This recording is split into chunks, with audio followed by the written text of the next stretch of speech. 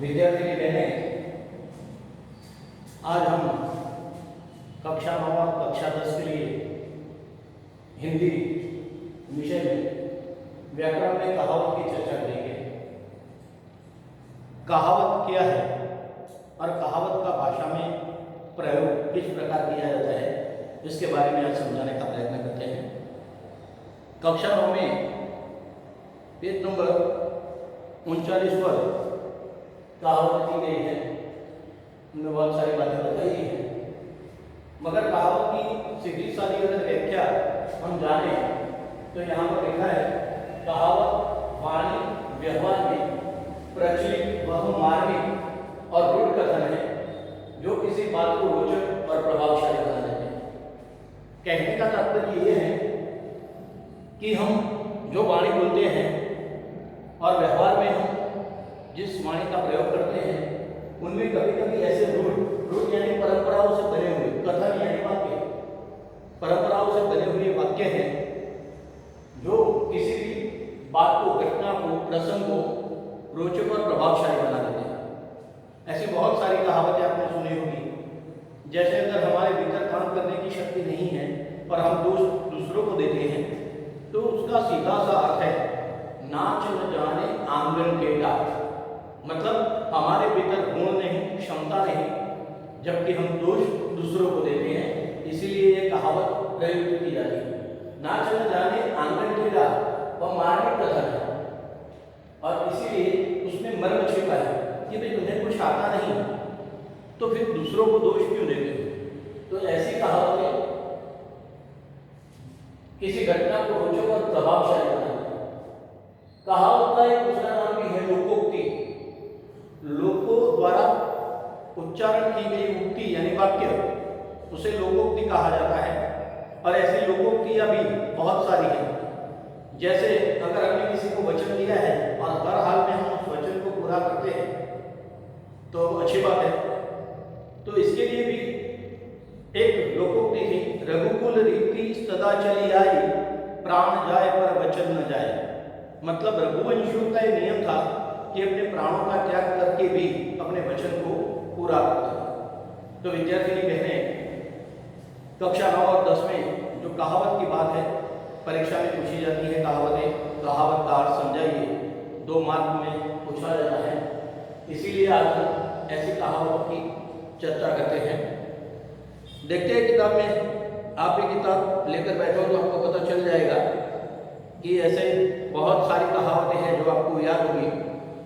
जैसे सांप भी मरे और लाठी भी न टूटे, मतलब हमारा काम भी हो जाए और हमें नुकसान भी न हो। तो ऐसी कहावतों का यहाँ पर 5 या 6 कहावतें आपको समझाने का प्रयत्न करते हैं। जैसे कंगाली में आटा गीला तो मुसीबत में और मुसीबत आना, अधिक मास कहते हैं ना।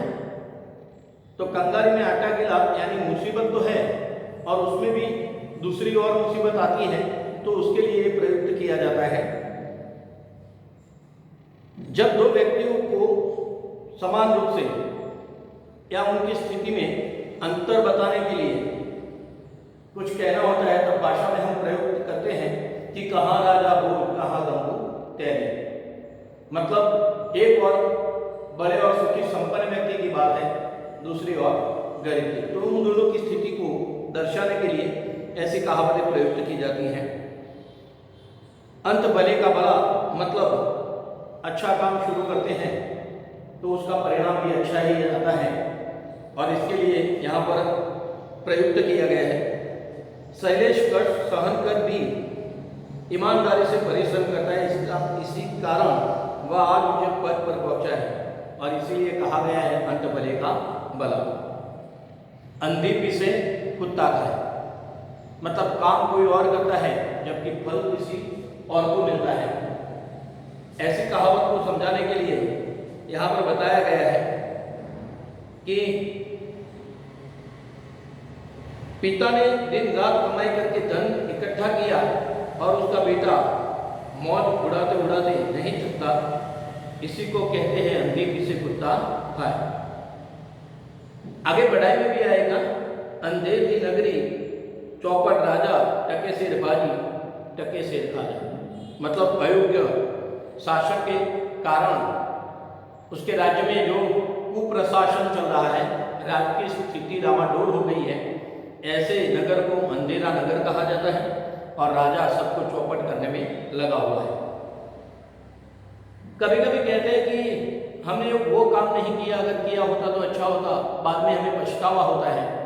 तो इसके लिए भाषा में एक कहावत प्रयुक्त की गई है, अब पछताए होत क्या जब चिड़िया चुग गई खेत। मतलब समय रहते हुए हमने काम नहीं किया और बाद में हमें पछतावा होता है, तो उस पछतावे से हमें कुछ लाभ होने वाला नहीं है। मतलब हमारी हानि तो हो चुकी है, हानि हो जाने के बाद पछतावा करना ये उचित नहीं है। इसके लिए कहावत रखी गई है,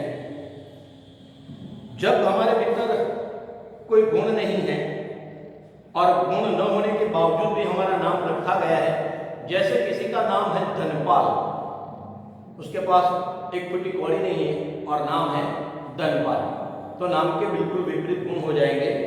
तो उसके लिए एक कहावत प्रयुक्त की जाती है और उस कहावत का नाम है आँख का अंधा नाम नयन सुख।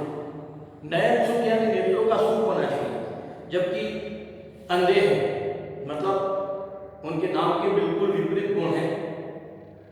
नाम है ज्वाला प्रसाद, मगर इतने ठंडे हैं कि अपने मुंह पर से मक्खी भी नहीं उड़ाते। तो ऐसे ज्वाला प्रसाद को हम कैसे कहेंगे कि ये ज्वाला प्रसाद है। इसीलिए ऐसी कहावतें हमारी भाषा को प्रभावशाली और रोचक बनाती हैं और ऐसे रूढ़ गजल जो हमें मार्मिक बातें समझाते हैं। तो आप लोग हिंदी व्याकरण की नोट में पहले मैंने आपको मुहावरे बताए थे, आज हम कहावत की चर्चा की है हमने। तो किताब में दी गई 26 कहावतें हैं और उन कहावतों को आपको आपकी नोट के भीतर लिखना है, ताकि जब कभी भी परीक्षा में पूछा जाए तो इसी कहावतों में से कोई एक कहावत आप अच्छी तरह से लिख पाएंगे। धन्यवाद।